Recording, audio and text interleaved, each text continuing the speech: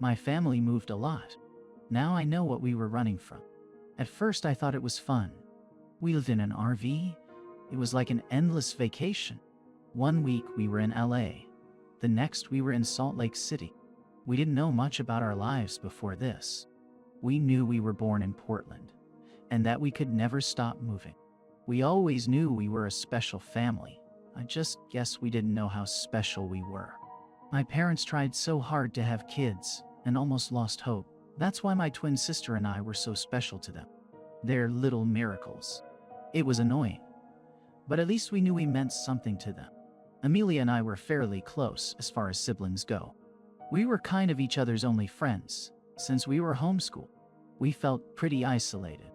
We never set up camp anywhere fun. No COA campgrounds with ice cream shops and swimming pools. Always driving off-road and living deep in the woods. I guess it was peaceful in a way, but anyone who grew up near the woods understand it's not something you mess with. The first time I really personally realized something was up was just before our 7th birthday, when we were staying in a place in BC called Kamloops. We weren't supposed to sneak out or leave Mom and Dad's sight, but at the time, we were mischievous 6-year-olds with a huge unexplored forest in front of us. What do you expect? We waited until they fell asleep for the night and snuck out of the RV through the window, which was easy because the window was just a sheet of plastic held together by a zipper, and we set off with nothing but a shitty lantern to illuminate the path in front of us. It wasn't long before we saw something strange. A glow. Not from our lantern. It was coming from in front of us. It didn't take long for us to see who or what was in front of us. It was a lady holding a small homemade torch, but she didn't look much like a lady. Her hair was matted and fallen out in some places. Her skin was almost blue and looked rotted. Her teeth were yellow and a few were missing, and I thought you could even see part of her jaw. She was wearing a dirty hospital gown. I didn't know where the nearest hospital was, but it had to be pretty damn far, because the last time I remember driving anywhere with a paved road had to be 3 hours before we set up our camp here. Amelia and I were frozen in fear, and for the first time since we had mutually decided affection towards siblings was lame, I reached for her hand. That thing reached out its bony arm to us. It moaned something almost indecipherable, like mubuhubu. That was enough to snap me out of it, and I sprinted away, dragging Amelia behind me. By some miracle, we had made it back to the RV, and by some other miracle got back in without waking our parents.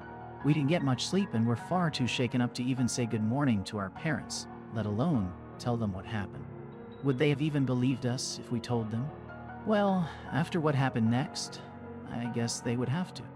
When we opened the door to the RV, we saw that the remains of what we had left out overnight, a campfire reduced to ashes, the sticks covered in charcoal Amelia and I had used to draw on the rocks, and a makeshift table with a few cans of beans, had been utterly destroyed.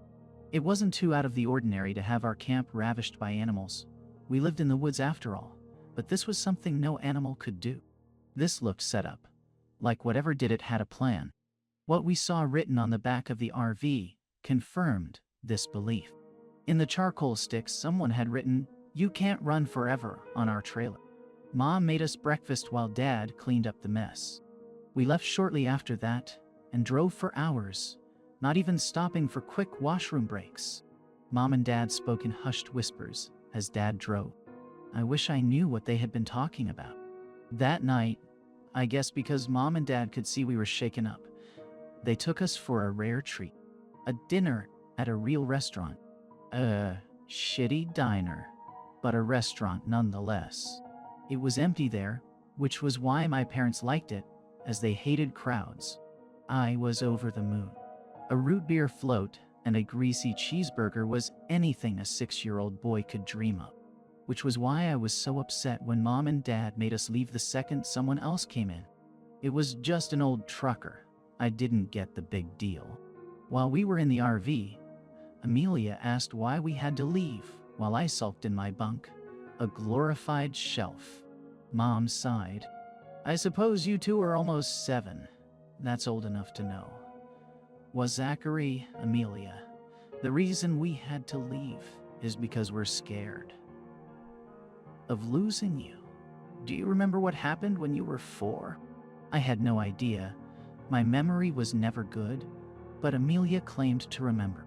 We were in Beaverton, not too far from Portland. She said that when we were 4, we were running around in a field when a big man in camouflage and bit boots came up to us and bent down to our level. We're not supposed to talk to strangers, Amelia said. She was always a goody two-shoes. I'm John. Now we're not strangers. What are your names? I'm Zach, and that's my sister Amelia. We're 4 and our birthday is July 26, 2002. I had apparently said, but I bet Amelia just said I said that to make me look worse.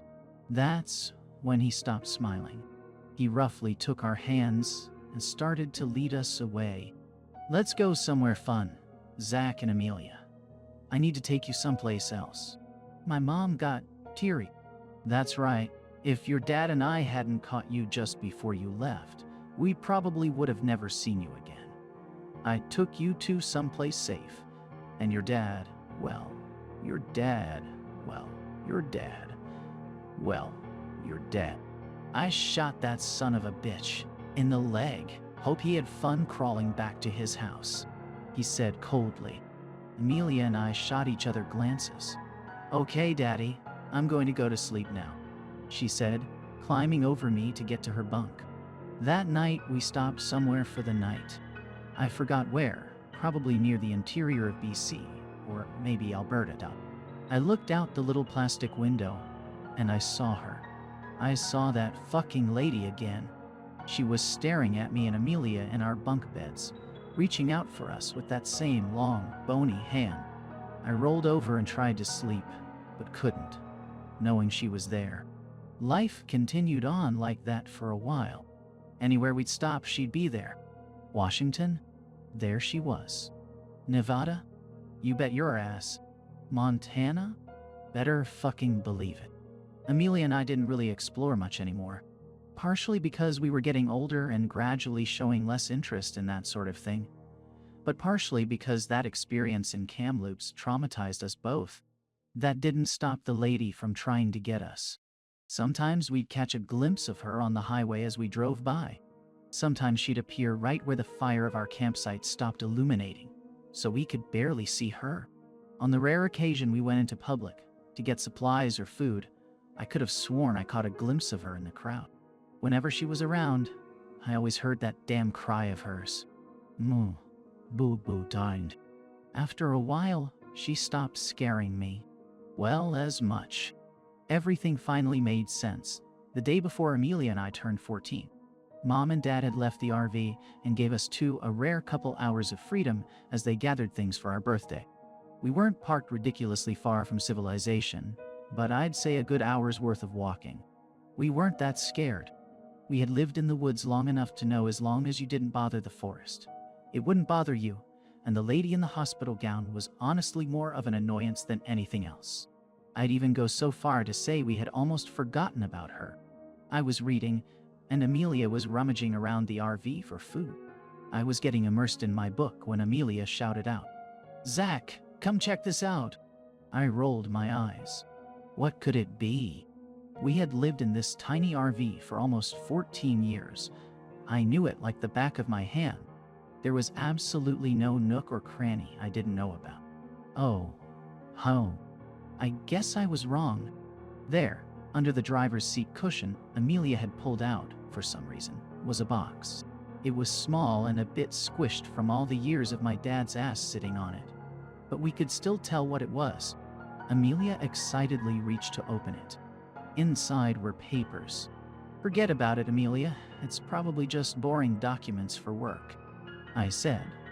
But the look of confusion to horror on my sister's face was enough to change my mind. They were documents, but not for work. Birth documents. For us. But the stated parents weren't ours. I was apparently Zachary Jr. But nobody in my family was named Zachary? I looked at the father's name, Zachary. The mother was someone named Emily. Maybe we were adopted, I suggested. Amelia reached in and pulled out another sheet of paper. She shook her head and held out the next one for me with a shaky hand. Infants missing from Portland Hospital, July 27, 2002. Twins, Zachary Christopher Clark Jr. and Amelia Emily Clark. Ongoing search. Anyone with information is to report it to the police immediately. Clark? Christopher? Those weren't our names. Our last name was Brown. And our parents certainly weren't Zachary and Emily. They were Jenny and Kevin. I had a feeling things were going to get worse. I was right, as Amelia pulled out the third and second to last paper. Portland mother of 2 murdered in hospital. Emily Clark, 27, had recently given birth to twins, now missing, when she was smothered to death in her own hospital bed. Police drawing of suspects. We looked at the police drawing. It was obviously not a complete match, but they were basically the only other 2 faces we had seen our entire lives. Mom and Dad. CCTV footage shows the 2 suspects leaving the hospital through a back door with the 2 infants. Search is ongoing. Hi. If spotted, do not approach these individuals. Alert the authorities immediately. We were silent as Amelia shakily grabbed the last piece of paper. This was from 26. We were 4. After an Oregon man allegedly spotted the missing kids and was attacked by the perpetrators. A glimpse of hope is seen in this 4-year-long cold case. Father and husband of the victims, Zachary Clark, shares this message. To my babies, I have no idea where you 2 are, but I will never let go of hope that one day I will see your beautiful faces again. You may not even know who I am, but that doesn't change anything. Until we meet again, Daddy loves you. We couldn't even say anything. What do you even say to that? We just stood in silence for a while. Then, we heard a banging on the RV. We jumped and looked outside. It was the lady in the hospital gown, closer than ever. We could see her bluish-gray skin. We could see her hazel eyes. They kind of looked like Amelia's. Moo, boo, boo, she moaned, reaching out for us again. I looked down to the newspaper clipping. It had a picture of the victim on it. I held it up to the window where she was staring at us. Moo, boo, boo, she said again. Ma, boo, boo, my baby. All this time. She had just wanted her babies. Amelia stepped out of the RV. I was scared at first, but this day couldn't get any crazier, so I followed. Mama, she asked, tears in her eyes. Boo, boo, she said, reaching her bony hand out once again, but she didn't run. She let her touch her face as she gently rubbed her hand across her cheek. She did the same to me, but then pointed in the direction of the nearest town. Goo, she said. Go. Why? Amelia asked. Da. Our mother croaked. Dad? Died. Zachary Sr. Was he still alive? After all this time? We have 2 hours until Mom and Dad. Amelia cut herself off. They get back. Let's go. Quick. Although we really didn't have any idea how to get to the town, we somehow knew. Like someone was guiding us. We busted into the sheriff's office, probably looking awful. First came the questioning, then the DNA testing. Then they looked for our parents. Then they arrested my parents. Then the news stories. And the interviews. Then we were flown out in a plane, my first plane ever, to Portland, to meet our dad. We were quite the story. They called my parents the wretches of the woods. They thought of them as evil witches who stole us and hid us deep in the woods. I guess they were right in a way. It was weird seeing them behind bars, serving life sentences, because after all, they raised us for nearly 14 years. But that's where they'll stay. No running, no hiding. There's nowhere to hide in a cell. He burst into tears when he saw us. We didn't. It was weird.